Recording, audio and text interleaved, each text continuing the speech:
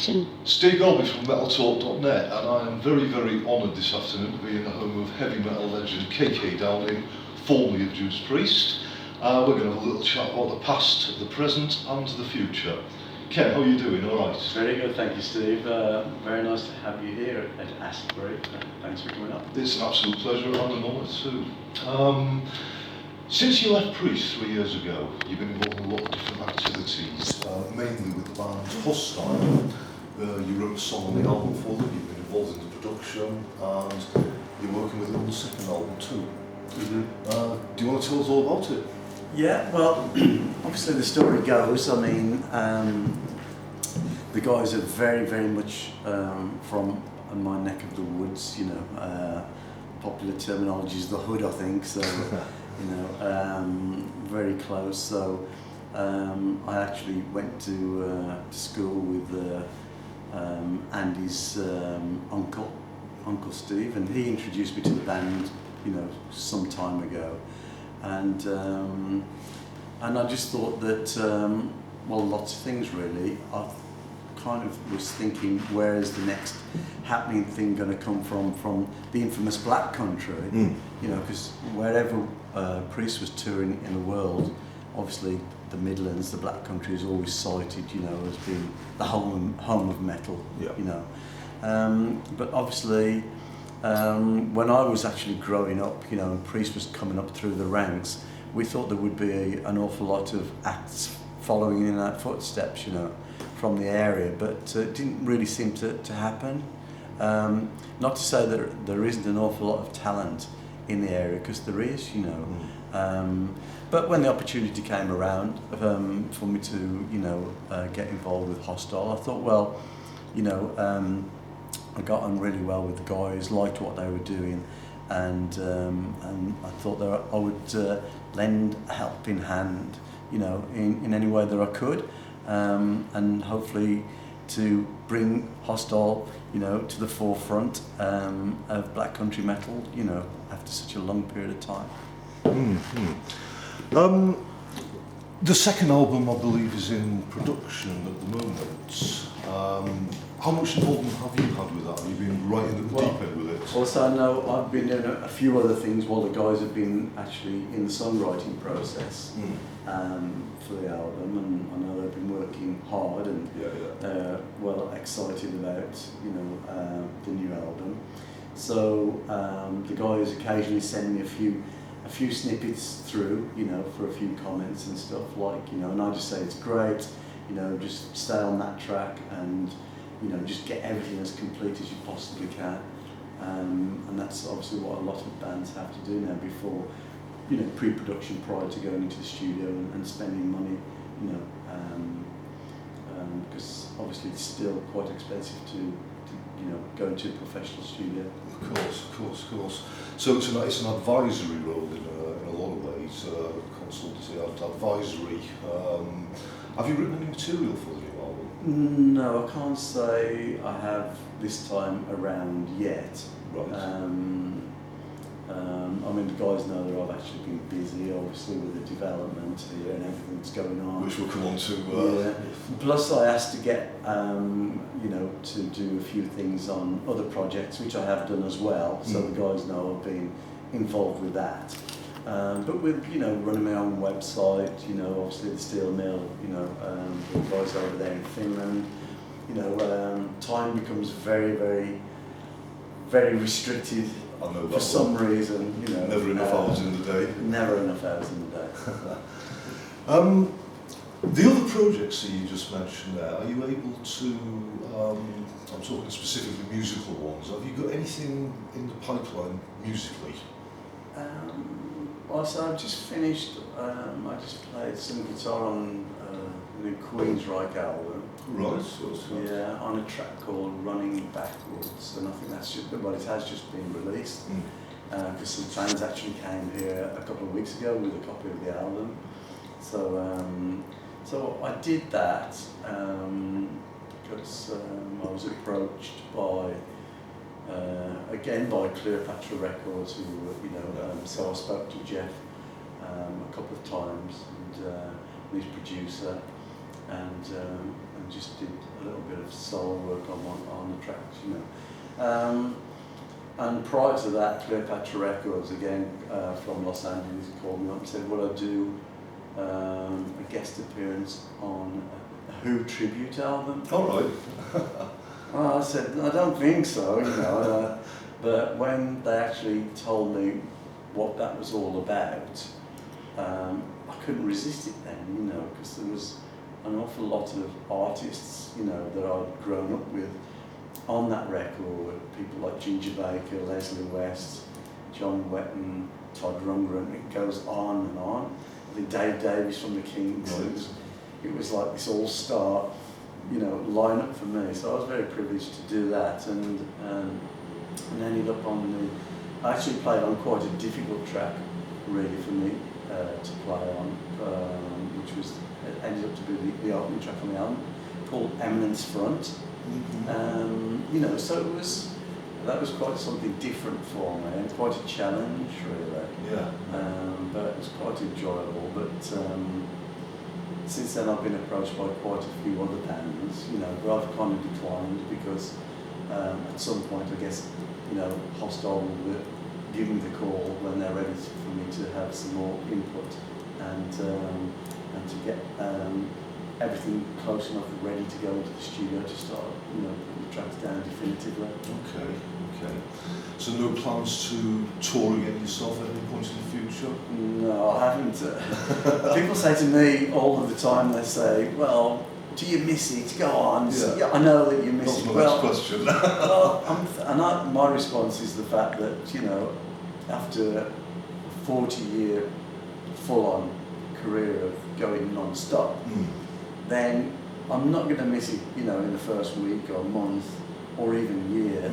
But I guess there will come a time when, you know, I will probably think, you know, stopping myself a bit for a minute. I just received a really nice letter today from a guy in Costa Rica, you know, and it was really nice to read the letter, you know, saying that, you know, that he kind of missed me in Priest and stuff like that. And when that happens, then it does become more and more difficult, you know, for me to accept the fact that I'm no longer a part of all of that. And who knows what the future holds? I mean, I don't know.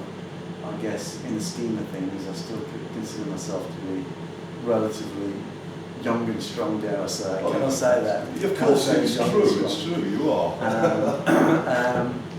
You know, and as I say, maybe there's plenty of life left in the old dog yet, who knows.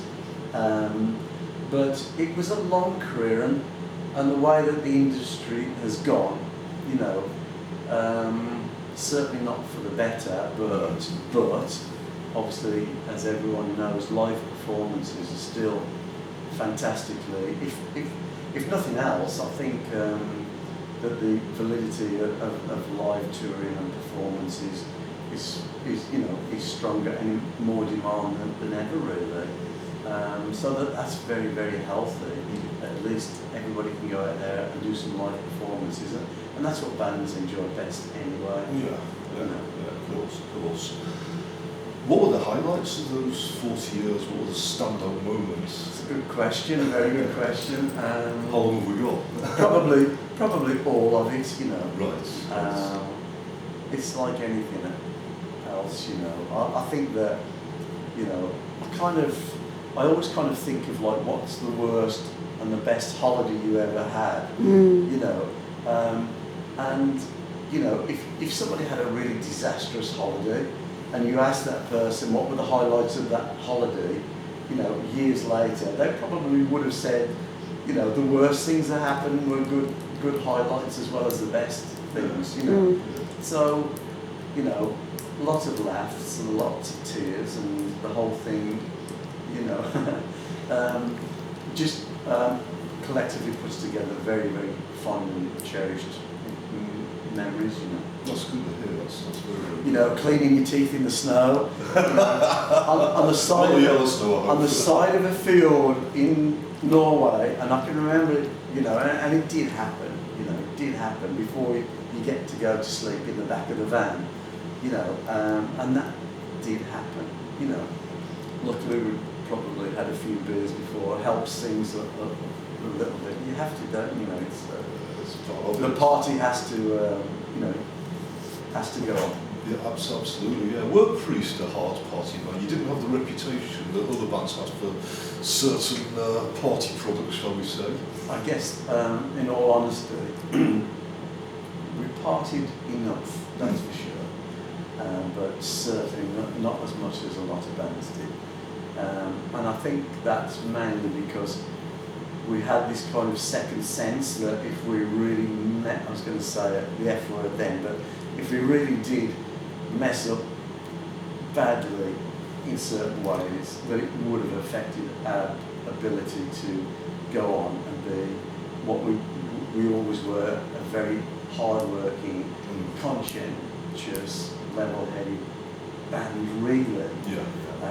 But in between that, we would party the hell out of whatever we could. Right time, right place. We were not as bad, nowhere near as bad as we could have been, that's for sure. Are you still in touch with your old bandmates? A little bit here and there. Okay. Yeah, they obviously they got a massive agenda and Yeah. things to do. But it was just one of those situations, you know, it's a long time, isn't it? 40 years, it's a long, long time. It's half a lifetime, really. It's certainly a whole. It's incredible. Yeah. It would certainly be difficult for me to go back into a songwriting and record mode, I think, really, because of, you know, I think of how much that, when I look back, you know, at how much has been achieved, you know, in that amount of time. The task of trying to get bigger and better and louder and more unique, you know, becomes more and more of a monumental task. And I must say that the fact when I go and see favourite bands of mine, I want them to play the songs that I know and love, not the songs that I haven't heard yet, you know. And you know, will I get to grow to like this? Well, yes, maybe, but you know, certainly in a live performance, you know, we want to rock out and sing along. One of those songs that we all know is Green Metal Issue with the two-prong crown, and I've been asked specifically by one of my writers to ask you, how did that come about? Whose idea was it? Why did you choose that particular song? Well, at that particular point, if my memory serves me well, somewhere in the 70s, you know, 75 to 79, something like that, I think that it was kind of quite a popular thing to do for bands to do a cover, because lots of record companies, we actually had a very, very good record company in CBS originally, and became Sony. I must say this, even for being such a big record company, with having so many different acts, you know, the record company was very, very good to us and really served us well throughout our careers, you know, so big thanks to Sony for all of the help. But it was a case of the fact, going back, turning the clock back, that record companies would prompt bands maybe to do a cover, you know, because radio stations or people more likely to get a few plays here and there, you know, and that's kind of what happened, you know, back then. And so the suggestion was made, and we did do some covers, you know, the Joan Baez song, Diamonds and Rust, you know, obviously the Green Man Issue. So we would do, you know, and it was quite a challenge for us to make these songs kind of priesticized and, you know, a song by especially someone like Joan Baez. But we did it, and it came out pretty good. Oh, for us. Absolutely. Those songs came out pretty good. But it was basically record companies and attempt to try and give them something that they could use their machinery to get a little bit more exposure for bands, you know. And so because Sani was such a help to us that we thought we would, be a contact and, reciprocate really. So, can I just get a glass of water? Can we do an edit there? Yeah, let's pause it for a moment. For some reason,